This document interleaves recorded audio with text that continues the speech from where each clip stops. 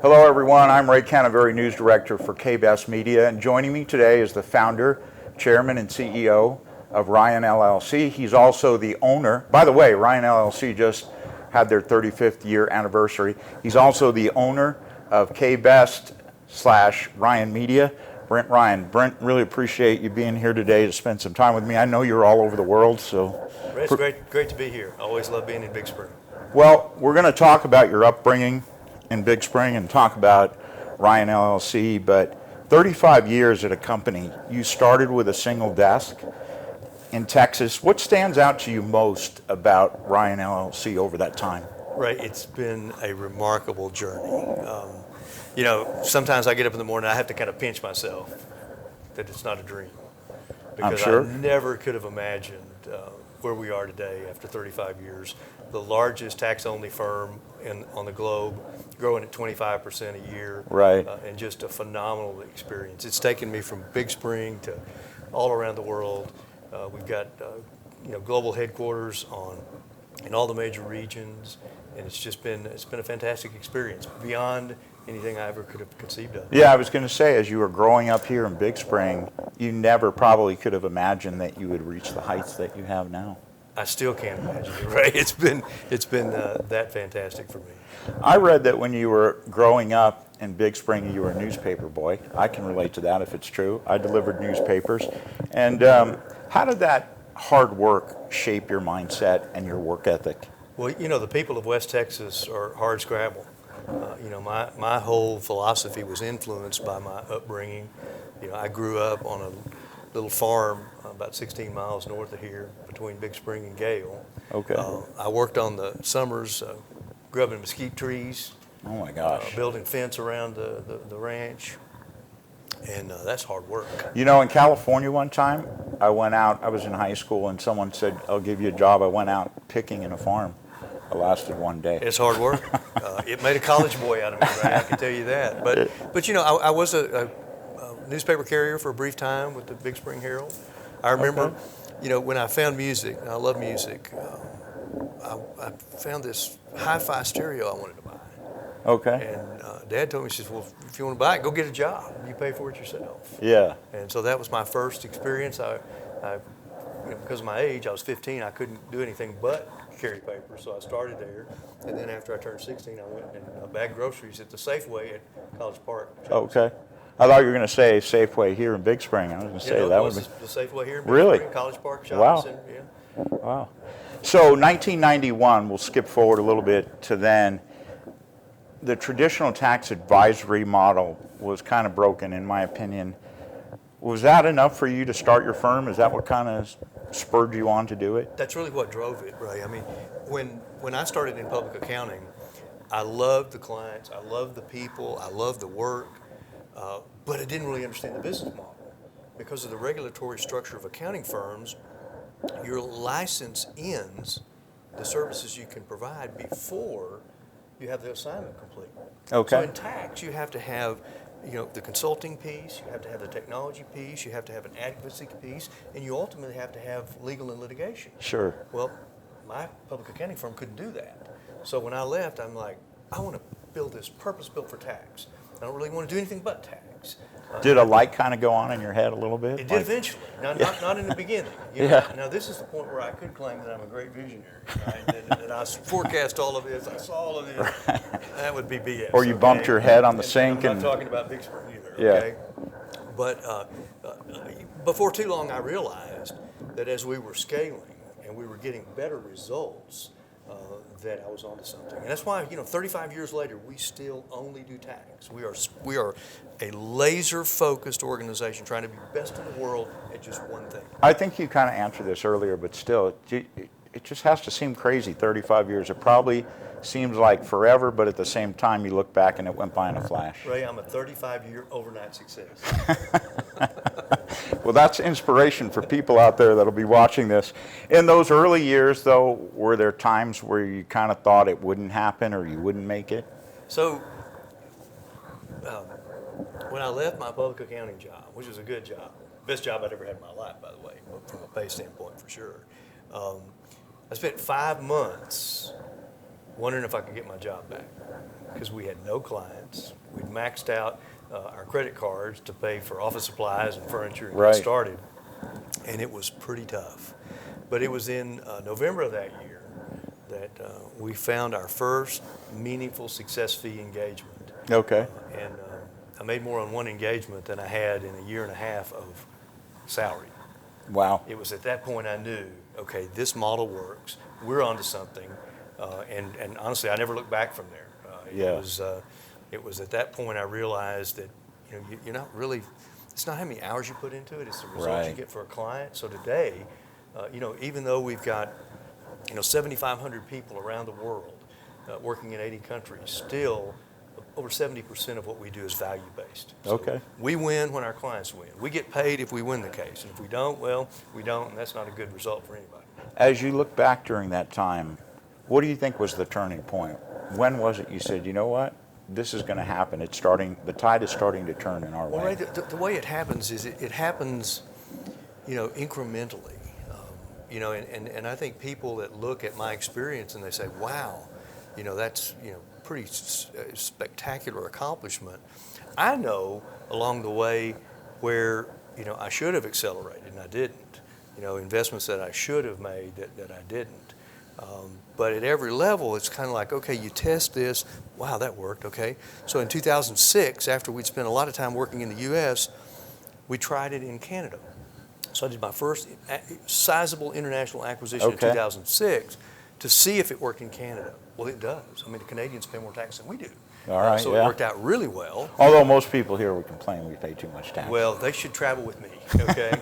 Because we're very fortunate in the United States that we don't pay as much tax. Our tax burden is not nearly as great as it is certainly in Canada and European countries and around the world. But, from my perspective, it worked in Canada, and then a few years later we went to Europe. It was harder there. It was culturally different. Right. It took us longer to figure it out. But today we've got almost 1,600 people in Wow. our EAP division. It's one of the most profitable parts of the firm. And so at every stage, it's like, okay, that worked. Let's go to the next level. And now we're simply trying to fill in the network. I mean, we're trying to make sure that if a client has a problem, whether that happens in India or the Middle East or Germany or wherever, that we've got the team, the guy or the gal that's best in the world at that particular type of tax that can serve them.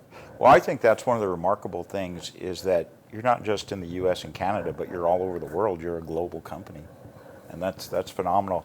When you were here about a month ago, you spoke to the Friday Rotary Club, I think it was, and I just remember you talking. I love that you're just a straight shooter, and you got on the subject of AI, which is a very hot topic right now, and I loved what you had to say about it. And I think that whether you like, this is my opinion, whether you like it or don't like it, you have to get used to it because AI is not coming. AI is already here. It's already here. Yeah, and I want your thoughts on AI and how it's changing the way everything will be in the future.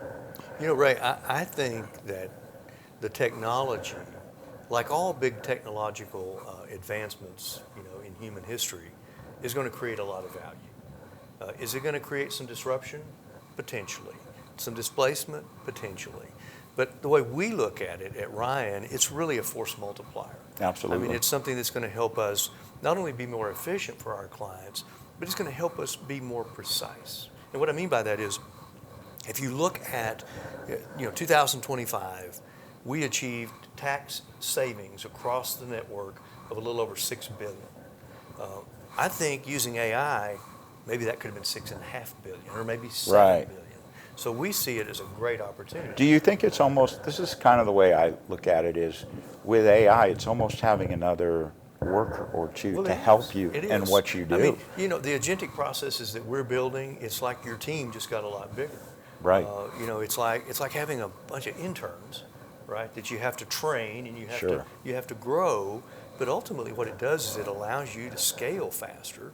Now, people ask me all the time, especially new kids coming in. I had an intern class that we just kicked off about a month ago. We had 134 interns this summer Okay. at Ryan, and number of them asked me, says, well, you know, this technology is really moving fast. It's changing rapidly.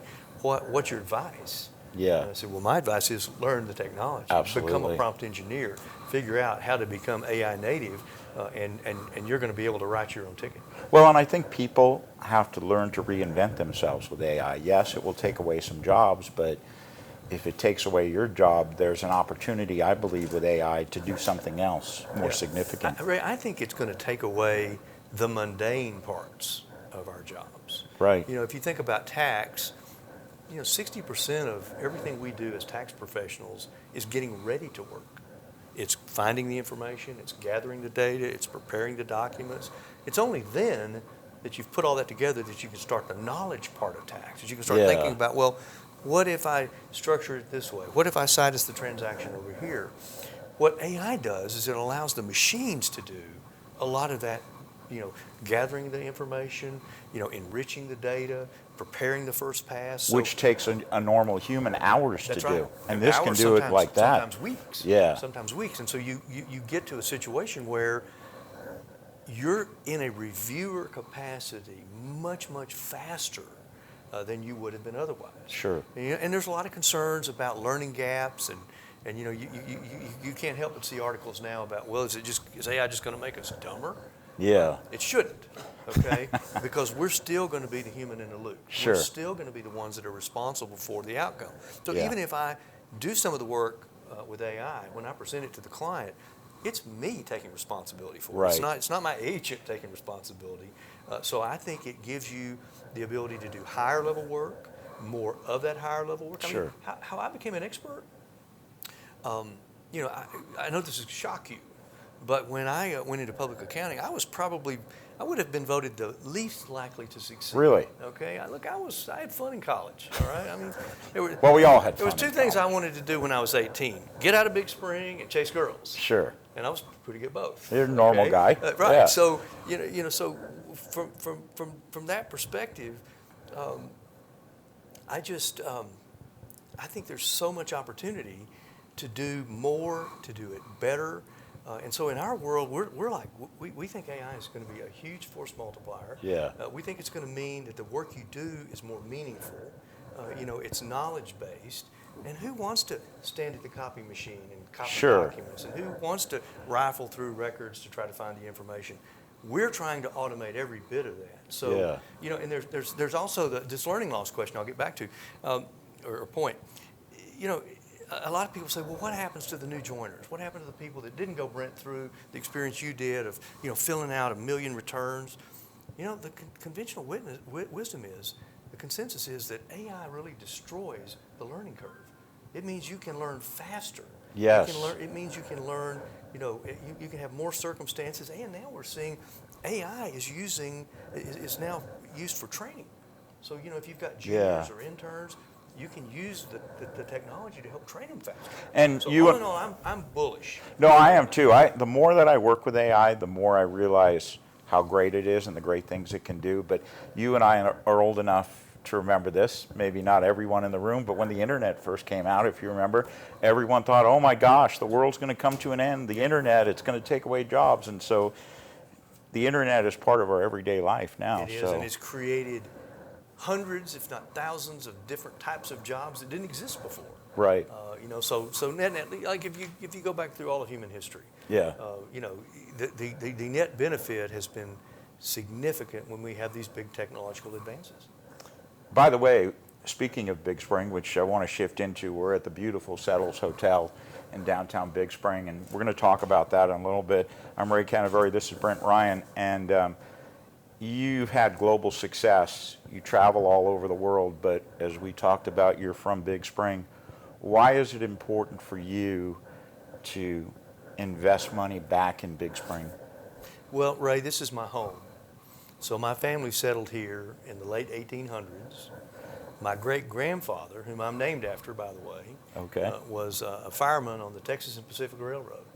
And he ran the railroad from about 1887 to 1904 between Fort Worth and El Paso. Okay. Well, he knew about Big Spring because it was a watering hole for the steam locomotives.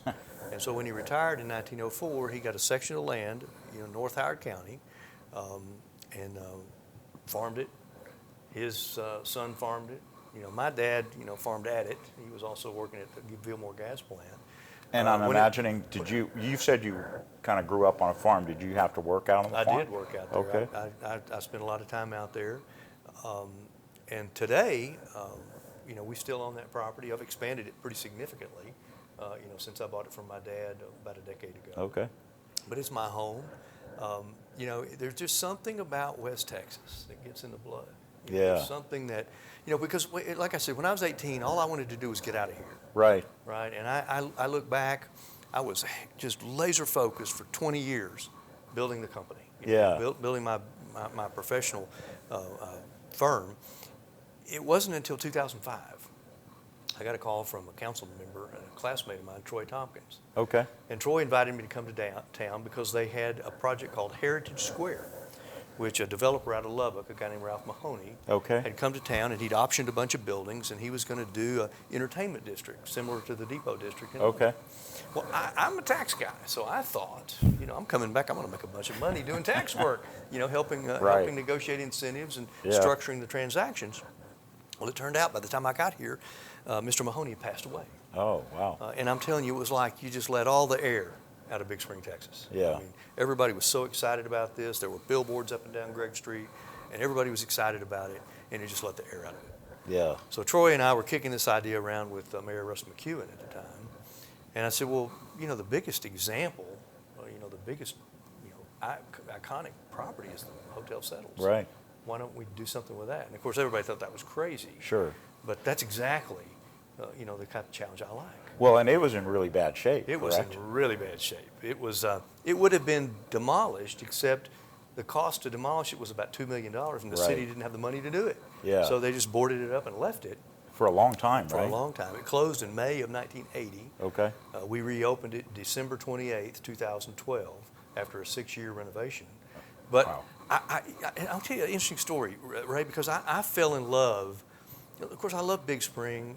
I remember, walking through this building with my grandfather when I was like, 5, 6 years old. Okay. And the ability to come back and do it, I thought, well, this would be a great thing to do for the city. But I caught the preservation bug in the process. Okay. Here's an interesting story.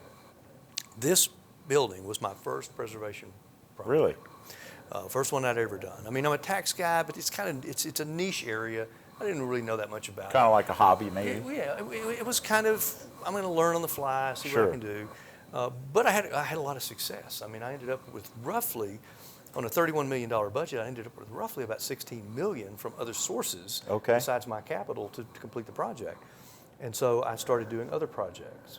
And then I had an opportunity to acquire a company called McCrosty out of Washington, D.C., which was the largest preservation tax consultant in North America. Oh, okay. And I acquired them about 8 years ago.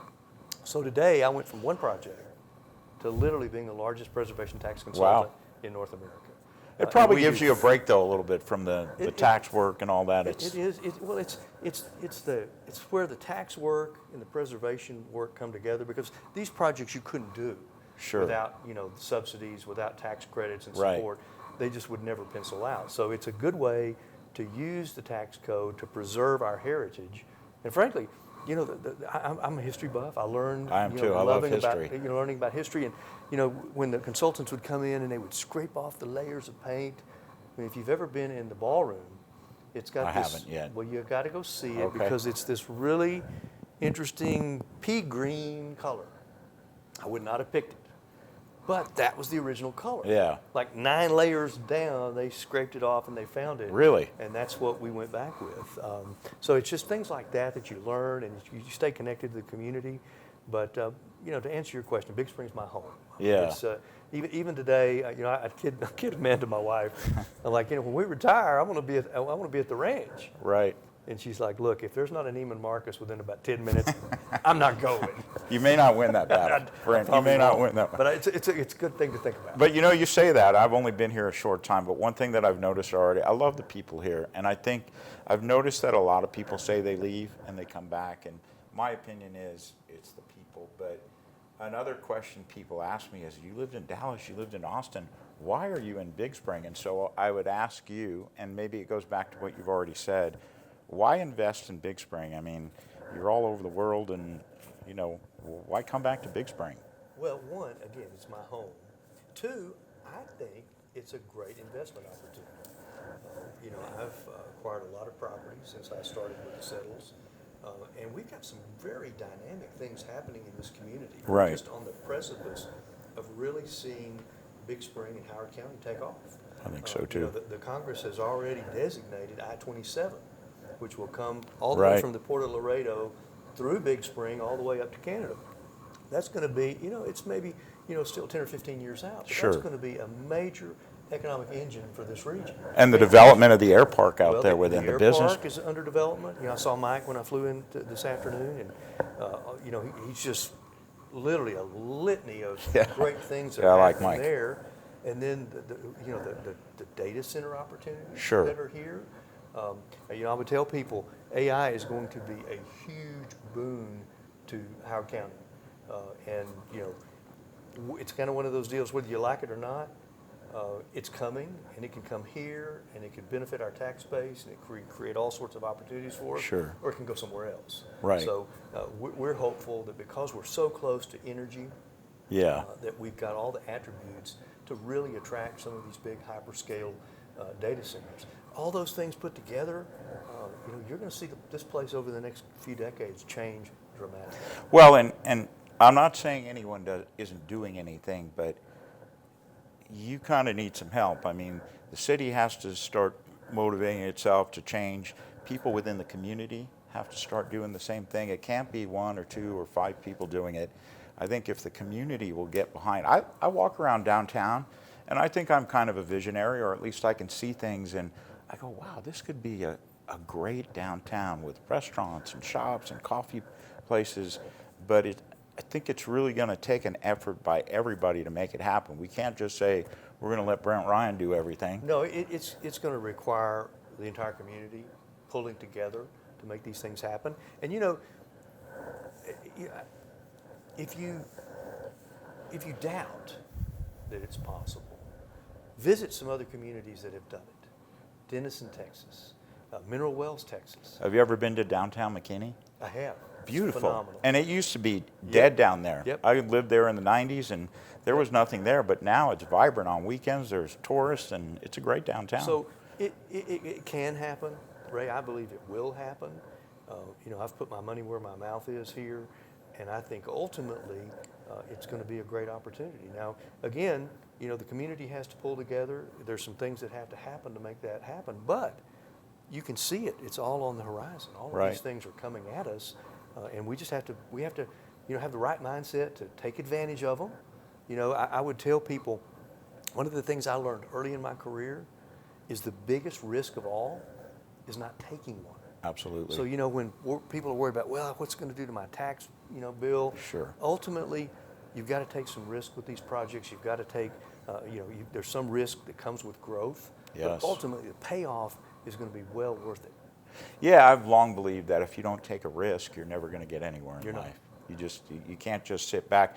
I know one of your projects is Reunion Park. Tell me a little bit about that and where it is. Okay, Reunion Park.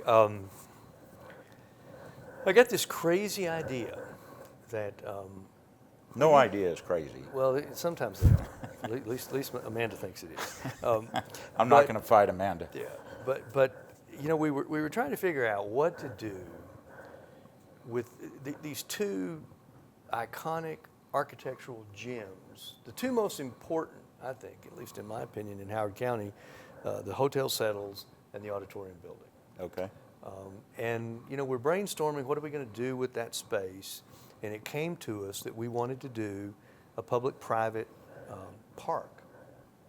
Now, we studied a bunch of different designs, interesting things to do, but it occurred to me a few years back, we have a reunion here about every year, sometimes every other year, but I thought it would be really interesting to leave a legacy to my family Sure. with this park. So I named it Reunion Park. Okay. And the purpose of it I didn't is know that. I just learned it's something like today. a permanent family reunion. So when you see it completed, I have had many of my family members cast in bronze. Okay. In fact, I'll show you at some point, there's a ton of them that are already complete. I've got a few more in the works. But the idea is my mom and my dad and my brothers and my sister and my kids and my wife and quite a few other members of our family are in life-size bronze in little vignettes. Oh, that's cool. Throughout the park. And honestly, I couldn't think of a better legacy to leave so that, my granddad, Alden Ryan, he was a pillar of this community for many, many years. He's going to be here permanently now in bronze in Reunion Park. That's awesome. Last question on this topic. What would you say to people living in Big Spring that are watching this? What should they do? Maybe they're sitting there going, I would love to do something to help Big Spring, but I don't know what to do. What would you suggest? Ray, I would tell you to get involved. Think about as you go to the polls and you're selecting members of the council and the mayor, that you're focused on people that have a vision for the community. And look, it's important to make sure that potholes are fixed. It's important to make sure, that our community's taken care of, that our water is good. But we also have to find folks that have a business mindset, that have a growth mindset. And those are the questions I'd ask potential candidates, because think about it. I mean, Big Spring, it's business, right? And Sure. You're electing a board of directors to make sure that the services that the city provides are as good as they can, and that you take advantage of opportunities as they come to us. Now, we've had some recent changes in the Economic Development Corporation that I'm really excited about. Yes, I think I we've know got a few great people over there, board. I yeah. think we've got a great team now. I think Mayor Moore is doing a great job. But he needs the support of all the Sure. citizens of Big Spring. I mean, when I say we need to come together, we need to come together. We need to make smart decisions about who we hire, and then let's get involved. I mean, there's so many things we could do, through volunteerism, Right. Through looking at opportunities to take advantage of this. Because I think a lot of folks are going to look back, and they're going to go, "Ooh, I missed an opportunity." Absolutely. Right? They're going to see this fast forward 5 or 10 years. And some are already down. I mean, because if you walk through downtown today, it's very different Yeah. than it was in 2005. Okay. It's still not anywhere close to where it needs to be, but progress is being made. Yeah. And so I would encourage folks to encourage their city leadership. That I hear a lot of I pay attention on Facebook, and I'm Yes. on this rants and raves Yes. page, and you'll Yeah, see right. me comment on that every once in a while. All this Everyone crazy- wants to complain, but Yeah, nobody wants to do anything. And sometimes I just can't let it go. But you're never gonna decrease your taxes if your economy's not growing, right? You're either growing and you're shifting that burden on more and more people, Right. or you're shrinking and it starts a vicious cycle downward, Sure. where there's no amount of savings is going to support a lower tax rate. Look, I'm a tax guy. Yeah. Okay, I tell my clients we want to pay what we owe, not a penny more. And if there's a way to avoid it, we want to avoid Sure, it. yeah. And we want to keep it low. And I work on that every legislative session. But the reality is, nobody ever saved themselves to prosperity. Right. It just doesn't work, doesn't happen that way. So we've got to figure out ways to take advantage of the natural, assets that we have in this community, and figure out a way to grow the community using those assets. Absolutely. I want to get onto the radio station, but one other question. You're in renovation and tax, but you're also in the restaurant business. Mr. Gotti's right over here, which I love. I was there for lunch today. So nice. What Thank you for got that. you involved? Yeah, it's a cool place to go. You got the TVs in there. I love sports. I so- got it in my mind, Ray, that I wanted to have a national restaurant chain, a restaurant from a national chain, a recognizable chain in Big Spring. That is really hard to do because Yeah. of the size of our community. And I went through several different iterations. I got turned down a lot. But the folks in Fort Worth at Mr. Gaddy's said, we'd love to do it. So not knowing Yeah. anything at all, period, stop about the restaurant business, we just dived right straight into the deep end Yeah. of the pool. We wanted to build something that would be really special for families locally here, Right. something for kids to have a good time. Sure. We host a lot of birthday parties and other Yeah. events there, but we're also looking for ways to build foot traffic downtown. When Reunion Park is finished, you're going to be able to go to the park, hit a button on a kiosk, and get a pizza delivered to you. That'd be awesome. And we want to continue to look at opportunities. We've got several shovel-ready projects down here. Okay. And we're going to go again to the mayor and the EDC and try to get some more of these projects moving. But ultimately, we have a vision for creating an entertainment district here so that you can come and you can stay and you can eat and you can play games and you can have fun. We're really excited about some of the things that we're programming for the park when it opens. A lot of people are like, well, Brent, why is it taking so long?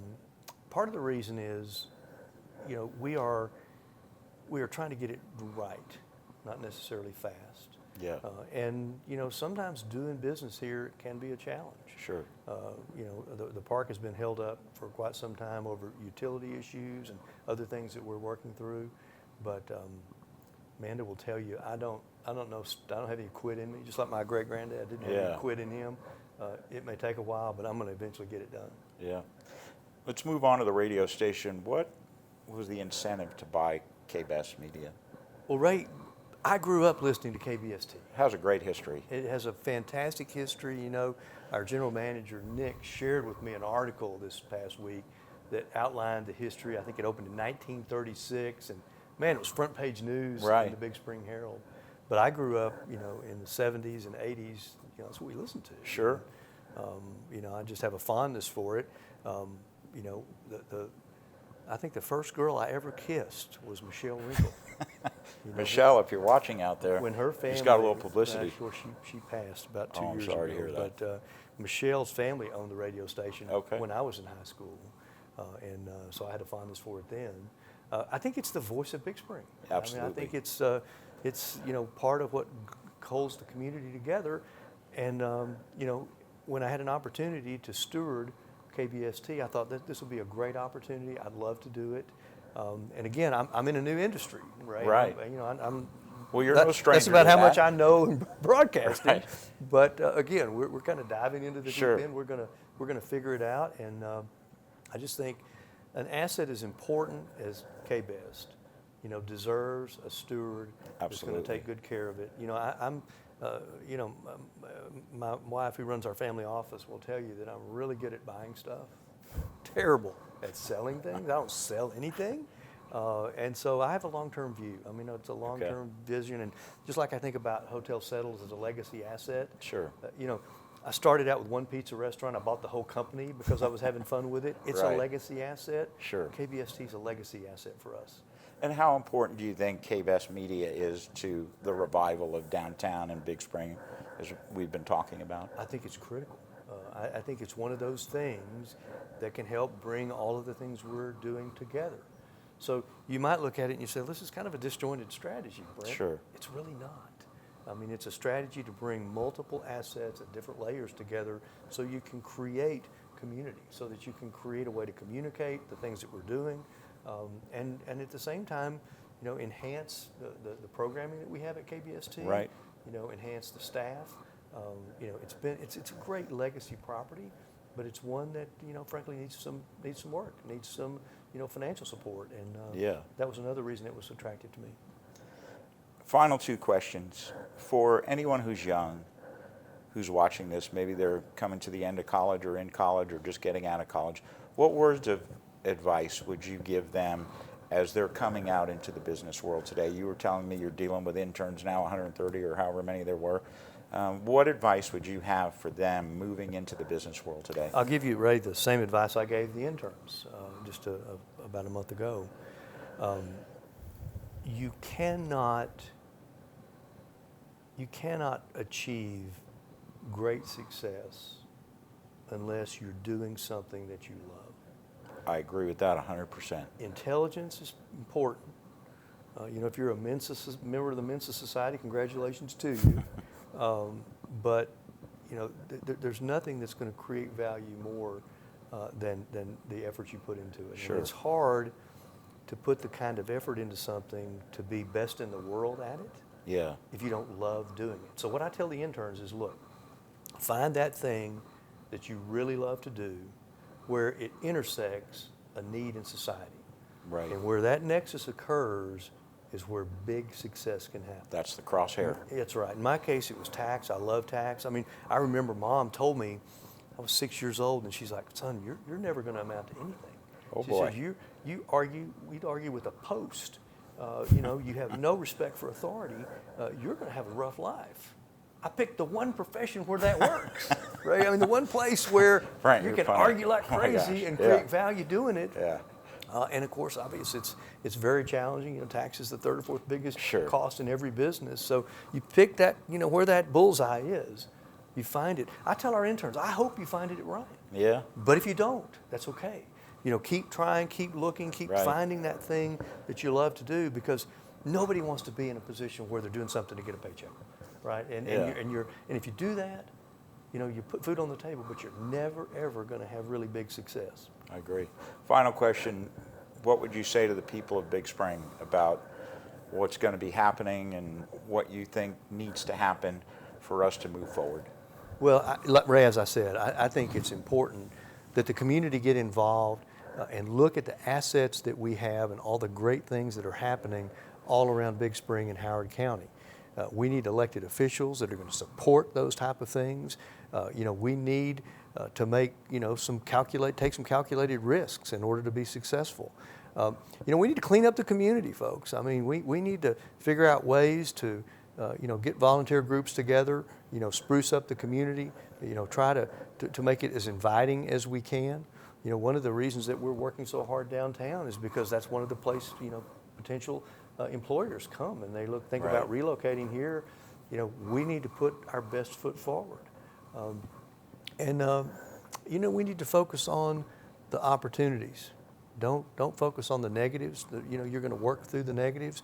Focus on the opportunities, because we do have some really big opportunities coming our way. Absolutely. I mean, the things we've talked about are going to have a material impact on the community. And frankly, those people sitting out there listening should be thinking about, okay, great, that's great. How do I get involved? Yeah. What's my piece of that, and how can I do something that's really going to move the community forward and also, move them forward financially as well? Right.